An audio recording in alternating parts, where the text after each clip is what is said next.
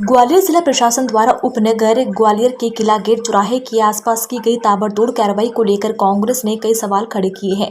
कांग्रेस का कहना है कि शॉर्ट नोटिस पर दुकानदारों और कच्चे पक्के मकानों को जमींदोज कर दिया गया है। उन्होंने क्षेत्र के विधायक और प्रदेश सरकार में ऊर्जा मंत्री प्रद्युम्न सिंह तोमर के बयानों पर भी अचरज जताया है, जिसमें उन्होंने कहा था कि उन्होंने प्रशासन की कार्रवाई का कोई आभास नहीं था। कांग्रेस नेताओं ने कहा कि रविवार सुबह ऊर्जा मंत्री के बंगले पर 50 से ज्यादा लोग प्रशासन के संभावित तुड़ाई का अंदेशा लेकर उनके पास पहुंचे थे। उन्होंने कहा कि स्थानीय लोगों को डरने की जरूरत नहीं है, कोई तुड़ाई नहीं होगी।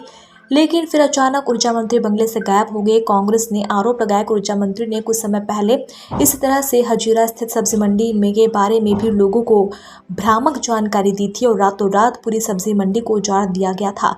अब जिला प्रशासन ने नगर निगम और पुलिस की मदद से किला गेट के आसपास स्थित कई दुकानों और मकानों को तोड़ दिया है। इस बीच प्रशासन ने कहा था कि किला गेट के आसपास का जाम की स्थिति के स्थायी समाधान को लेकर सड़क के चौड़ीकरण के चलते निर्माण हटाए गए हैं। कांग्रेस ने दावा किया है कि गरीबों को उजाड़ने वाले लोगों को जनता अगले साल होने वाले विधानसभा चुनाव में सबक जरूर सिखाएगी।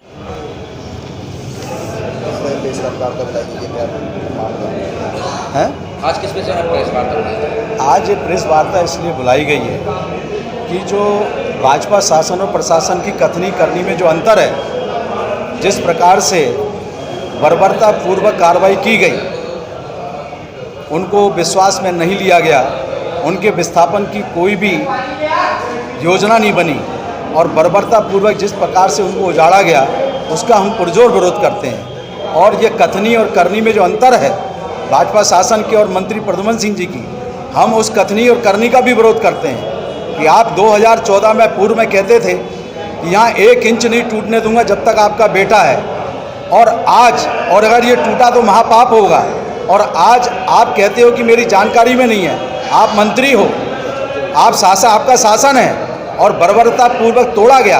हम कहते हैं अगर आपको वहाँ कुछ करना भी था तो पहले उन दुकानदारों के दुकानों की व्यवस्था करते, उनका भरण पोषण ना रोके, उनके बच्चे रोड पर ना आए, उसकी आप व्यवस्था करते।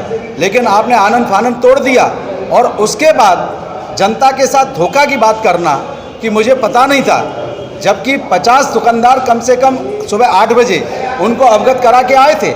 तो हमारा इस प्रकार का जो राजनीति है, कथनी और करनी में अंतर, ये अनुचित है। गरीब जनता के साथ जो अन्याय है उसका हम पुरजोर विरोध करते हैं।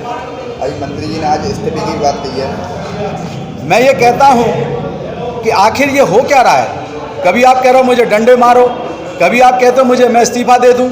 अरे भाई, आप फिर गलत काम कर ही क्यों रहे हो कि आपको इस्तीफे देने की बात करें?